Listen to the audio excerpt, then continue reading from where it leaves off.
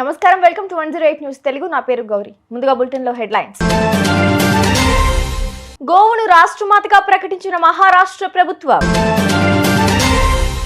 ఏపీలో ఎన్నికలు అక్కడ నో వైసీపీ టీడీపీ వర్సెస్ జనసేన పోటీ కేసీఆర్ ఒకప్పుడు పులి ఇప్పుడు పిల్లిని చేశారు ఎంపీ అరవింద్ ఎద్దేవా రేవంత్ రెడ్డి గారు మొదట హైడ్రా కార్యాలయాన్ని కూల్చాలి కేటీఆర్ హెచ్చరిక మంత్రి కన్నీళ్లు మహిళలను వ్యక్తిగతంగా అవమానించడం సరికాదు కొండా సురేఖ ఆవేదన దసరా ఉత్సవాలకు సీఎం చంద్రబాబుకు ఆహ్వానం ఆవును రాజమాతగా ప్రకటిస్తూ మహారాష్ట్ర ప్రభుత్వం ఉత్తర్వులు ఇచ్చింది. భారతీయ సంప్రదాయంలో ఆవుకున్న సాంస్కృతిక ప్రాధాన్యతను గుర్తించి ఈ నిర్ణయం తీసుకున్నట్లు తెలిసిందే. వ్యవసాయంలో ఆవు పేడ వాడకం వల్ల ఆహారంలో పోషకాలు అందుతాయంది. ఆవులకు ప్రాచీన కాలం నుంచి ఆధ్యాత్మిక, శాస్త్రీయ, సామాజిక, ఆర్థిక అంశాల్లో ప్రాముఖ్యత ఉందని పేర్కొంది.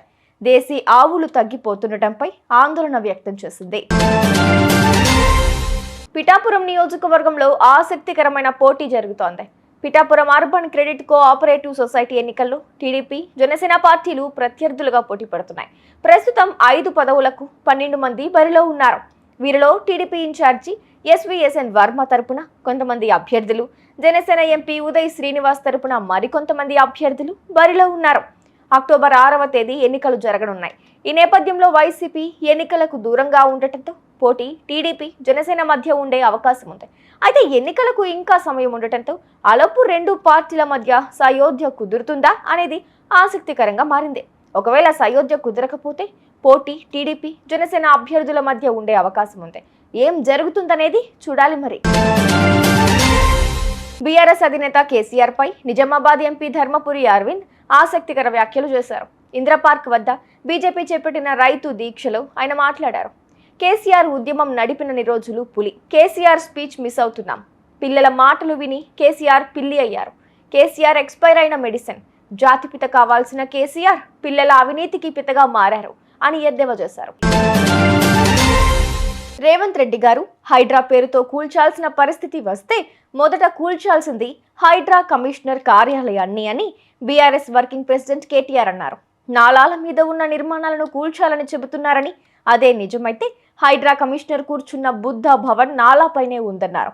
హుస్సేన్ సాగర్ పక్కనే ఉన్న ఈ భవనంలో ఎలక్షన్ కమిషనరేట్, హైడ్రా కమిషనరేట్, మహిళా కమిషనరేట్ ఇలా ఎన్నో ఉన్నాయన్నారు కేటీఆర్. నాలాల మీద ఉన్న వాటిని కూల్చాలంటున్నారు కదా. ఫస్ట్ కూల్చాల్సింది హైడ్రా కమిషనర్ ఆఫీస్.